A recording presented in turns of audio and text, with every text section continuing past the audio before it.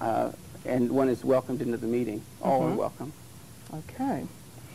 Now, let's talk a little bit about how the church is organized. People get upset sometimes when they join a congregation that's different from the one that maybe they grew up in and find that the church structure and the organization is a great deal different. Are Quaker congregations independent entities, or are you linked to a larger body? We could say we're both. Each congregation is independent. They call their own pastors. They carry on their own business. We're called a monthly meeting because we meet once a month as a congregation to conduct the business of the church. We meet weekly, of course, for worship on Sunday. Some churches meet Sunday evening, and we meet Wednesday evening for Bible study and prayer. So they're much like other churches in that respect, but it's a congregational system. Okay, so the congregation then votes and decides on major or minor issues for the congregation? Yes, they don't actually vote. They come to a consensus of opinion. Oh, my. Rather than take a vote and say that 51% agree to do something, we try to get a consensus of the whole meeting, where those who feel that they're on the outside are willing to lay aside their differences long enough to come together on this particular issue and give it a try, because it's felt that that would be the best thing for the meeting. And if it doesn't work out, we can come back together again and take other action. How would you decide this without taking a vote? We would ask, is there a consensus in the meeting, and get a feeling from those. We would ask for those that wish to have this and those who wish not. And if they express that they don't want to see this action taken, then it's simply laid aside. Okay.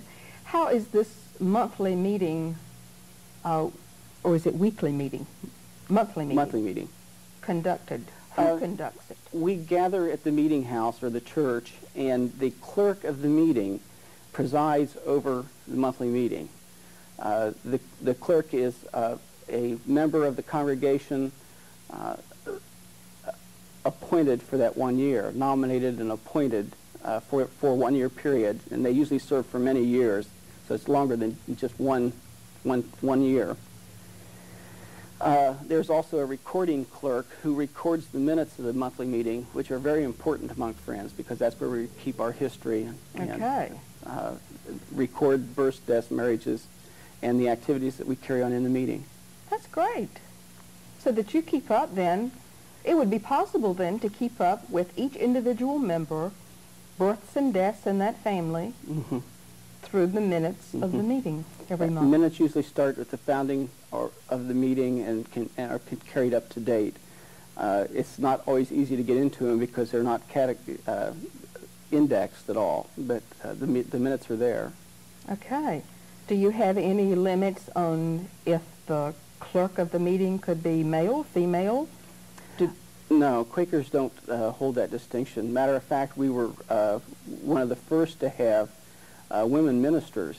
Clear back in the 1600s, the evangelistic movement among Friends was carried overseas as much by women as by men. We have a church discipline in the Methodist Church, or a discipline that orders life not only in the Methodist Church, but with the various functions that go on in that.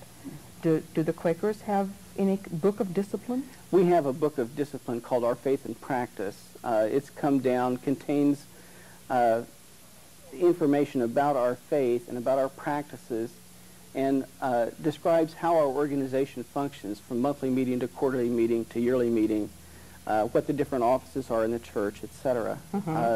And it's compiled from advices, originally from advices and queries that are handed down from generation to generation, but they've been updated continually. I think our latest update is 1987. Okay. So then this is your guidebook of sorts. Yes, more or less. A hymnal. Methodists are really into their hymnal. We use a hymnal, but we don't have one for our denomination. We're free to choose whichever we like. Select from whatever hymnals are available that are published. Right. Very good. Now, the question about ministry and ordination. Tell us how you knew that you wanted to be a Quaker minister, something about your call. The call to ministry comes from the Holy Spirit, and one feels led to go into the ministry. That leading is taken to some of the elders of the meeting, members of ministry and council, the clerk of the meeting perhaps, and expressed to them. If they concur, then that recommendation is handed up to the yearly meeting. The candidate for recording, and it's not ordination, it's a lot different than ordination, is given a course of study. They prefer, of course, for their pastors to have a college education, but that's not always possible. So they provide a course of education in Bible, theology, and doctrine, spirituality. Is this something you have to take even if you have the college education? That a certain amount of it is taken regardless of whether you have a college education or not, okay. Especially Quaker polity or Quaker theological background. We don't have a creed, therefore we get more into theology than into creed. Also, because of our theology of the sacraments, we have a slightly different approach to the sacraments. Okay. We'll talk about that in just a minute. How does a minister become recorded if there is no act of ordination? What happens so that a congregation and that minister have been through something that's very meaningful to them? The yearly meeting appoints a committee for the care of pastors, and they will follow the candidate through training, through whatever education he has, and experience in the ministry, and make the recommendation to the yearly meeting in session to have that individual recorded. That means their gift of ministry is recorded in the yearly meeting minutes. This is not an ordination, but is a recognition of the ministry of that individual. So the individual himself is not ordained, but his gift in ministry is recognized. Okay. Now, what are the functions that a minister, say, who is in training would go through? Do they have field experience? Usually if he's called to the pastoral ministry, there'll be opportunities made available for him to speak publicly at meetings for worship. He'll also be guided through a course of readings in theology, Bible, and doctrine, so that he's well prepared for what he faces in the field. Okay, then, so like if you knew of someone who was trying to be recorded, that you would make available your pulpit to him or her?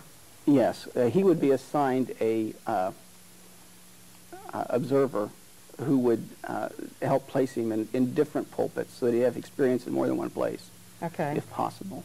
Then this would be the period of time where if the gift of pastoral ministry was not clear and recognized in a person, that then they could be guided in another direction. Yes, they could be guided elsewhere or kept for a longer period of time in the training process. Okay. Now, if the Quaker Church is a congregationally controlled church, which would be greatly distinct from the United Methodist Church, which would be hierarchical, this means that the congregation calls their own ministers, right? Right. How do you get your name in the pot? Well, there's the preferred way is to go to the superintendent of that yearly meeting and give your name to him with your qualifications. Then he would see to it that your name got out to meetings that were looking for a new pastor. Pastors are allowed to submit their name saying that they are looking for a new pastorate, as well as meetings saying that they're looking for a new pastor. And it's usually done as a mutual thing.